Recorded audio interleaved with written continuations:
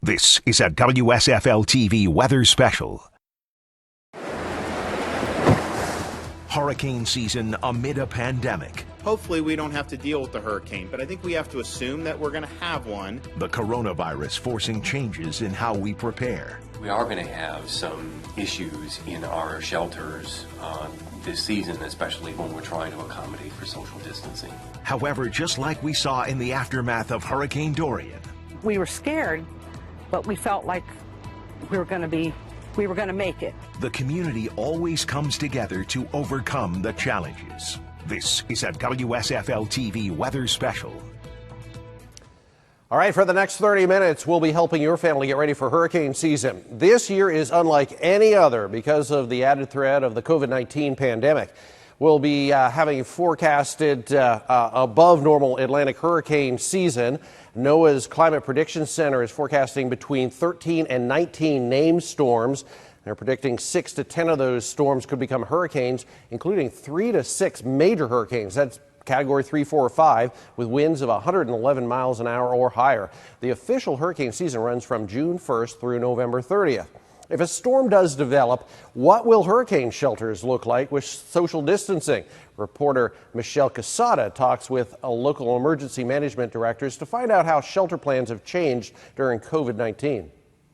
You may be nervous about going to a hurricane shelter during a coronavirus outbreak, and county leaders get that. That's why it's so important to know your evacuation zone and know that shelters may look a little different this year. You may have to wear a mask. Emergency management departments are doing everything they can to keep you not only safe, but healthy.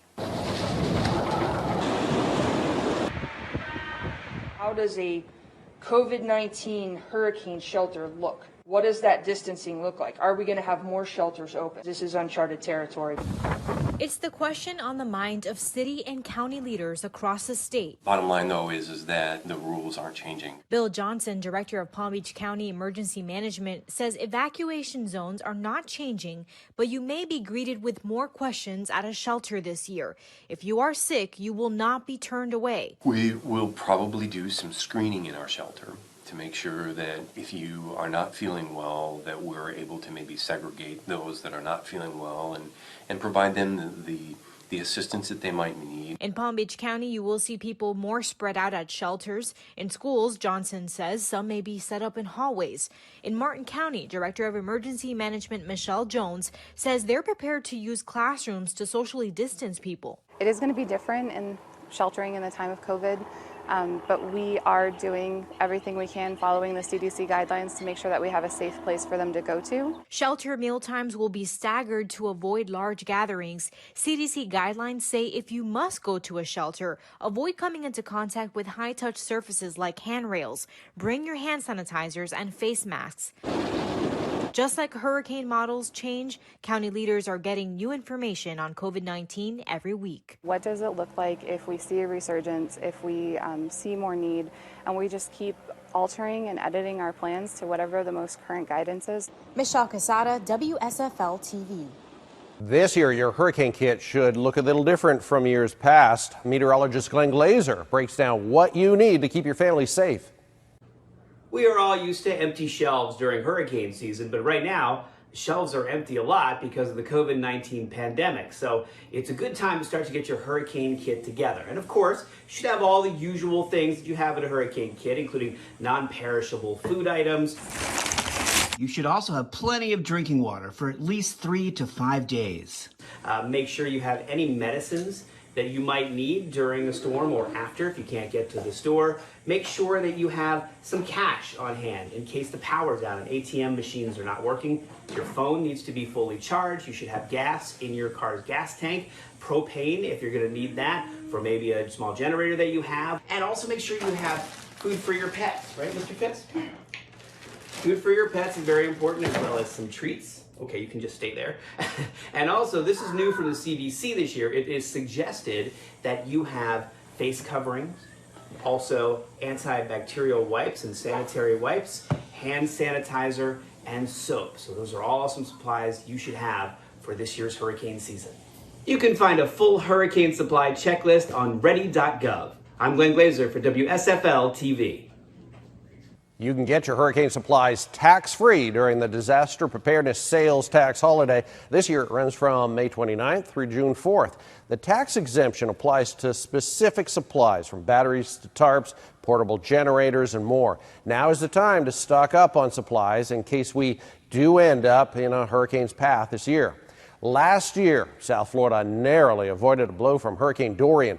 The storm stalled right over the Bahamas for almost 2 days, pummeling the islands. The community there continues to pick up the pieces from the devastation. The sound outside is truly like a freight train.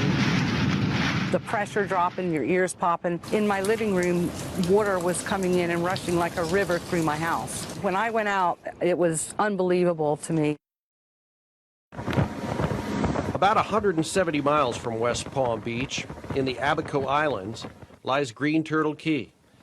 It's a tight-knit community of about 500 people. You feel safe there. The beauty, of course, is unmatched. And it's where I and so many South Floridians have escaped to from everyday life. When you live in a crowded area, metropolis-type place, you come over there and the freedom and of what you feel, it's wonderful, I think. Just 2 months after my last visit to Green Turtle, this island paradise spent more than 72 hours battling Hurricane Dorian. Winds on Green Turtle peaked at 185 miles per hour on September 1st. I had about 6 hours of didn't know if I was going to be alive at the end of the storm or not. My good friend Molly McIntosh is the general manager at Bluff House Beach Resort and Marina. She's lived in the Bahamas for 30 years, raised her family there. It's part of my soul now. Molly felt prepared for Dorian. We had dog food in there, we had water, a radio, VHF radio, and snacks, to be safe in there. We were scared, but we felt like we were going to make it. But the storm's intensity grew fast, and the destruction was catastrophic. When the roof came off, we moved underneath a bed in another area of the house, and you could just hear things hitting the house, just slam. Other houses were coming apart and hitting my house. It was pretty scary. I really was not sure I was going to be alive at the end of that storm. Just days after Dorian, relief started to pour in from South Florida. I was crying when people were bringing us stuff, and we couldn't have survived without it. 4 months later, power and water were restored to Green Turtle Key. Bluff House continues to work on most of its villas and the marina, but Molly says it's the spirit of the people that has rebuilt this island after Dorian. GTC strong. We're gonna make it through and be better than ever. The coronavirus pandemic has slowed restoration on Green Turtle Key. Many volunteers had to go back to South Florida, but the Bahamian government is allowing food, water, and building materials to still come in. Molly tells me Bluff House Beach Resort and Marina may not be able to reopen until next March. For the past 15 years, the error cone has shrunk each year thanks to improvements in forecasting skills. This year, the cone will not tighten up at all. Meteorologist James Wieland explains why. 2019 was actually a pretty tough year. We had Dorian, which was a really tricky forecast, as probably people in Florida remember. The extra long stall in the Bahamas is what threw a wrench in all the forecasts. Also, Sebastian, a lesser-known storm at the very end of the season, in fact, it was the last storm we had much larger than normal errors. So when the National Hurricane Center averaged the past 5 years like they do to come up with the new cone, any ground made in the previous years pretty much leveled out. The question is this as good as the hurricane forecasts are going to get? Technology has taken us this far, and will we pause for a little bit before getting better? Better, but not perfect. What we're not going to see is these tremendous gains that we've seen over the past couple of decades. However, there may be improvements in the intensity forecast for hurricanes thanks to updates on computer models and programs like the Hurricane Forecast Improvement Project. There's some pretty ambitious goals from that project in the next 5 to 10 years. So if the technology continues, I think we'll start to see a nice bang for our buck. Right now, the National Hurricane Center is testing out ways to extend the forecast out further in time. We're putting out internally 7-day forecasts to maybe one day issue further out in time predictions, both for track and intensity, but also for our outlook to predict when storms might form. Goals to look forward to in the future. For WSFL TV, I'm meteorologist James Wieland. South Florida businesses are hoping to avoid a 1-2 punch. First, the COVID-19 pandemic. Now, a look at how they're trying to avoid another disaster during hurricane season. Plus, plans for power. How this piece of technology could help get the lights back on if a storm strikes. And what's in a name? The story behind the name choices for hurricanes. And why hasn't Dorian been retired? Although it was so devastating. And it's not just people who hunker down for a hurricane. A look at the efforts to protect animals at the Palm Beach Zoo. This is a WSFL TV weather special. For many businesses just reopening, the arrival of hurricane season is bad timing. Staggering losses and rising costs are creating a stressful summer. Reporter Matt Cesny looks at ways some are trying to avoid disaster. It's part of Florida. It's part of our lifestyle here, and we have to deal with it. Scott Phillip needs no reminder of the coming hurricane season. His restaurant in Juno Beach is called the Hurricane Cafe. And after being closed for the COVID-19 pandemic, he's feeling financial stress. You try to put money away. You try to make your money in season, put money away for, for things like hurricane season, things like that. Unfortunately, this year we're not going to have the, anything left over to really help us through the hurricane season. It's a story many businesses this year are experiencing. There are ways that people could potentially be looking to cut costs in their insurance policies, but those may not be ultimately, in the end, the best decisions to make. Gina Clausen-Lozier is an insurance expert with the Boca law firm of Berger and Singerman. She says looking to cut insurance costs could be tricky. Sometimes by decreasing the premium, what you're doing is actually really increasing your deductible. So a lot of times when you're looking at the cost in front of you and you're not forecasting in the future, you may be walking yourself into easily, for businesses, a 7-figure deductible, and sometimes that surprises people. In fact, new trends in flood insurance could save some money, as private companies are now offering coverage that was only available through the federal government. 1 in almost every 4 flood claims are in non-flood areas. Think about that. You're told, I'm not in a flood area, except you have almost a 25% chance of having a flood event in a non-flood area. The big concern for restaurants, even near the ocean, is not only protecting the building, but also the inventory. We have it pretty much down to a science of buttoning down the building. We start to see storms, we start to limit the amount of product that comes in the building and things like that, so there's not a lot of waste on the backside if we do lose electric or are closed for an extended amount of time. Any sort of shutdown during this hurricane season will only make a bad year worse for many of these businesses that have already lost weeks during the COVID-19 shutdown. They hope this hurricane season does not add to their losses. In Juno Beach, Matt Cesny, WSFL TV. Right now, Florida Power and Light is also taking steps to make sure it's prepared for hurricane season and ready to restore power if it goes out. One of the tools FPL plans to use is this substation rover. It has the ability to inspect and diagnose issues with the company's substations remotely using infrared cameras and sensors. FPL says it will help speed up restoration time after a storm strikes. It's a completely autonomous rover that allows us to do inspections from anywhere. It allows us to drive it around either after a hurricane or before a hurricane to look at equipment to see how it is currently operating. Fascinating. FPL also has a large drone fleet that is used for inspections, which minimizes the number of linesmen needed to repair the grid. Studies show giving a storm a short, distinctive name gets your attention. You might be wondering, how did all those hurricane names come about, and why wasn't Dorian retired this year since it was so devastating? Here's meteorologist Katya Hall with the answer. Here's a look at this year's list of hurricane names. The practice of naming storms goes back several hundred years. Early records show Spanish explorers named storms after saints. Later, hurricanes were identified by their latitude and longitude. However, these naming systems proved confusing. So in the early 1900s, an Australian meteorologist gave storms female names. Since this method became popular among the general public, the Hurricane Center adopted it in the 50s. Male names were added about 20 years later.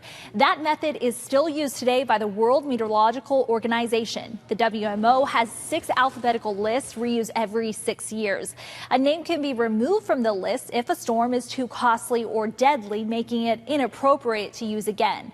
The committee meets up every year to vote out any storm names. Due to COVID-19, this year's meeting was cut short, so they'll discuss retiring Dorian, Imelda, and Lorenzo at next year's meeting. Katia Hall, WSFL TV. While we stock up on supplies and get ready to hunker down or evacuate when a hurricane is approaching, it's a whole different game plan to keep the animals safe at the Palm Beach Zoo. Meteorologist Steve Villanueva shares how the zoo prepares for a storm.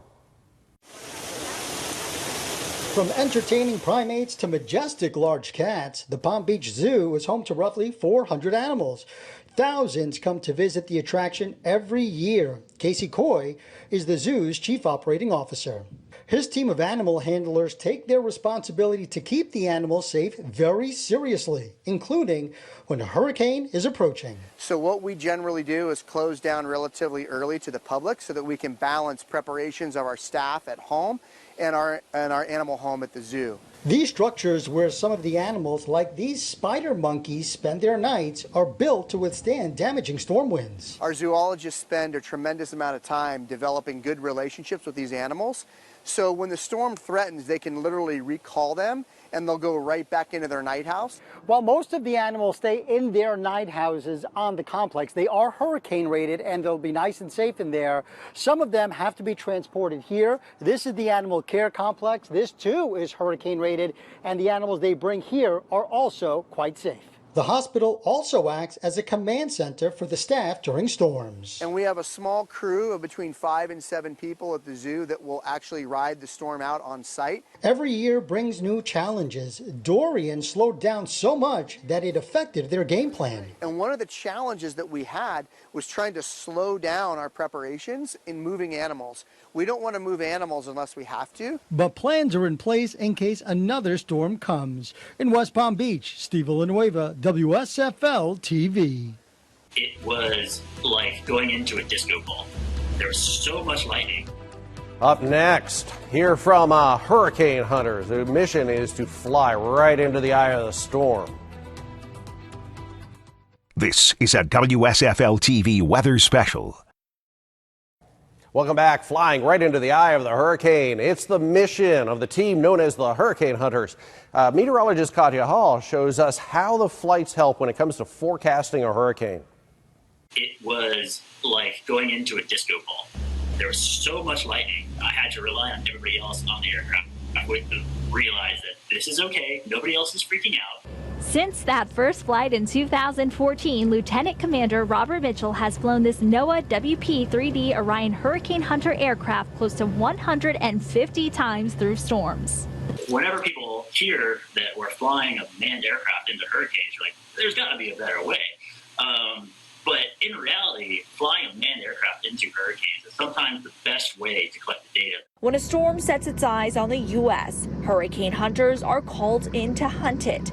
They'll usually spend 3 hours flying around. It's like being stuck in a washing machine on a roller coaster. Even going through the treacherous eye wall. Even over the noise of the engines, over the noise of the wind flow going across, you just hear a massive torrent of water. Then into the eye. And very quickly afterwards, it starts to get brighter and brighter and brighter, and then you break out into what is sometimes a bright, clear, sunny, calm day. During the mission, the team verifies satellite and computer data, captures high-resolution images, and deploys dropsondes, or as Mitchell likes to call them, weather balloons in reverse. They're little tube packages that we drop out of the aircraft with a parachute on them, and they'll fall through the atmosphere, fall through the storm, collecting data. All this information goes into the computer models. What comes out is a more accurate forecast. At the end of the day, after getting bounced around and beat up in a hurricane, knowing that the data that you just collected is going into that next forecast, and anything like that just really makes you smile and makes the job worthwhile. Katia Hall, WSFL TV. Sounds like an exciting ride. Well, he spent weeks trapped after Hurricane Dorian, and his rescue grabbed the attention from around the world. Up next, a look at Miracle, the dog's life now. This is a WSFL-TV weather special. Big Dog Ranch Rescue says they learned a lot about including your pet in your hurricane plans after rescuing 387 dogs from the Bahamas when Hurricane Dorian ravaged the Bahamas last year. Please include your dogs in your evacuation plans just like you would your child. Make sure you have all their medications, their vet records, their rabies certificate. Big Dog Ranch rescued the dog that became known as Miracle. Miracle was found by a heat-seeking drone when he got stuck under an air conditioning unit in Marsh Harbor. Emancipated and dehydrated, the world watched as Miracle Dog was nursed back to health. Just days ago, Miracle received his final treatment. He's currently enjoying his life with his new family, which includes 3 big sisters. One of them is even writing a children's book about Miracle.